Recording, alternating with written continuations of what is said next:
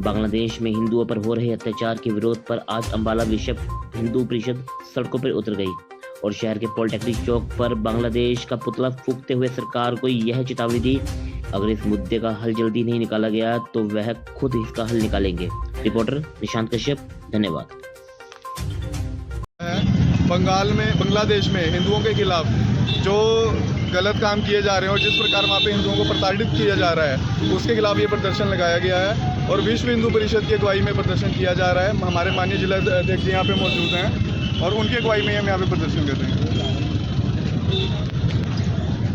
ये प्रदर्शन हम कर रहे हैं क्योंकि वहाँ हमारे भाई को, हमारे हिंदू भाई को है ना बुरी तरह से मारा गया, बुरी लाठियों से मार कर हत्या कर दी गई है ना। एक लाठी पड़ जाए बंदा कई दिन नहीं उठता है ना, उसकी लाठियाँ मार के हत्या कर दी गई है ना। ये अंग्रेजों ने कभी किया था लाला लाजपत राय के साथ है ना। और अब मुसलमान कैसी उनकी हिम्मत हो गई है, सिर्फ इसलिए कि वो बांग्लादेश में रहता है, सिर्फ इसलिए कि वो बांग्लादेश का नागरिक है ना।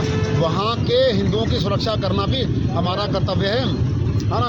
हम मोदी जी से रिक्वेस्ट करते हैं कि ये ऑलमोस्ट वैसा ही हमला जैसा पहलगाम में हुआ था, वहाँ पे उन्होंने हमारी सीमा के अंदर घुस के किया था, यहाँ सिर्फ अपनी सीमा में किया है। ये लोग अभी अपनी सीमा में कर रहे हैं, ये 2 दिन दूर नहीं है जब वो हमारी सीमा में आ जाएंगे, हमारी सीमा में आके हमारे हिंदुओं को मारेंगे। बंगाल में क्या क्या हो रहा है हम देख ही रहे हैं। अगर वहाँ पे बंगाल में इस बार सरकार बन गई ना तो वहाँ पे हिंदुओं का बुरा हाल और जीना मुश्किल हो जाएगा।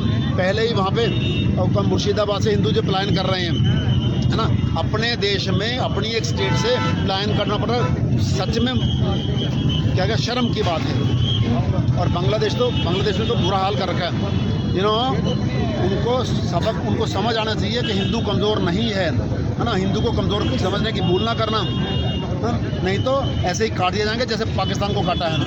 उनके सारे ठिकानों पे हमला करके उनको ख़त्म कर दिया जाएगा।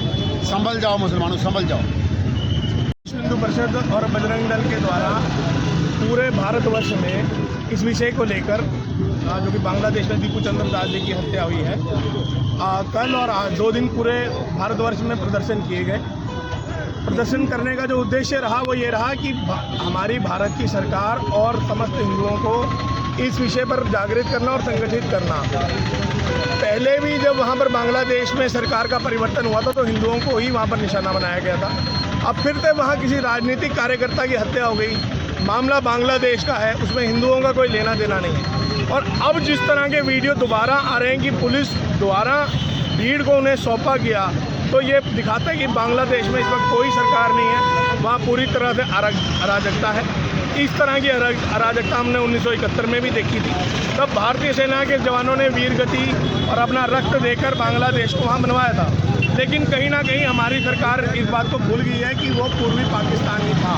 और जिस तरह से पाकिस्तान के बड़े बड़े जनरलों ने उस वक्त कहा था कि हम बांग्लादेशों की नस्ल बदल देंगे, मुझे लगता है कहीं ना कहीं वो अपने उद्देश्य में कामयाब हुए। क्योंकि जिस प्रकार अभी बांग्लादेश का युवा ये भूल करके कि पाकिस्तानियों ने वहाँ पर 30 लाख बांग्लादेशियों की हत्या की थी, 3 लाख बंगाली माओ बहनों का बलात्कार किया था, वो फिर से उसी इस्लामिक जिहाद के रास्ते पर चल पड़ा है जहाँ से भारत ने उनको निकाला था।